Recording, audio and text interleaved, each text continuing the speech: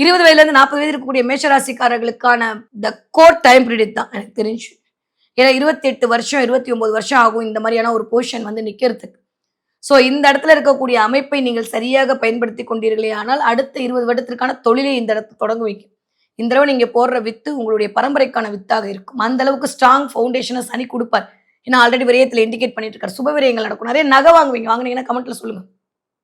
கண்டிப்பாக மேஷராசிக்காரர்கள் நகை வாங்கியே தீர்வீர்கள். இந்த அதற்கான வாய்ப்பை உங்களுடைய குரு குடுப்பார். இல்ல நகைச்சீட்டாவது போடணும் அப்படின்ற எண்ணம் வந்து நகைச்சீட்டுக்கு போடுவீங்க.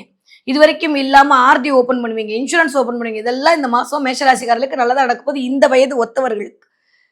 இதுவரைக்கும் இல்லாத அளவுக்கு அந்யோன்யம் அதிகரிக்கும். பேச்சுல மட்டும் கொஞ்சம் கவனம். ஏன்னா ரொம்ப 2ஆம் இடத்து அதிபதி 2ஆம் இடத்துக்கு போகும்போது 19ஆம் தேதிக்கு அப்புறம் அப்படியே நீங்க ஸ்வீட்டா பேசுவீங்க பாருங்களேன். அப்படியே உங்க பேச்ச கேட்கவே ஆசையா இருக்கும். அந்த அளவுக்கு அப்படியே மானே, தேனே, பொன்மானே எல்லாம் போட்டு பேசுவீங்க. பெருசா நெகட்டிவா இல்லப்பா நல்லா இருக்க போறீங்க. 40 வயதிலிருந்து 60 வயது இருக்கக்கூடிய மேசராசிக்காரர்களுக்கு கவலை எல்லாம் தீரப்போகிறது. இதுவரைக்கும் வராத வாய்ப்புகள் உங்களை தேடி வரும். எத எடுக்கிறது, எத விடுறதுன்னு தெரியாத அளவுக்கு ஆப்ஷன்ஸ் அப்படியே கொட்டி கிடக்கும். நெறைய பேர் இடம் மாறலாம், வீடு மாறலாம், இருக்கிற ஆபீஸ மாறலாம் அப்படின்ற மாரி எண்ணம் மேலோங்கும். கண்டிப்பாக அதற்கான வாய்ப்புகள் கூடும்.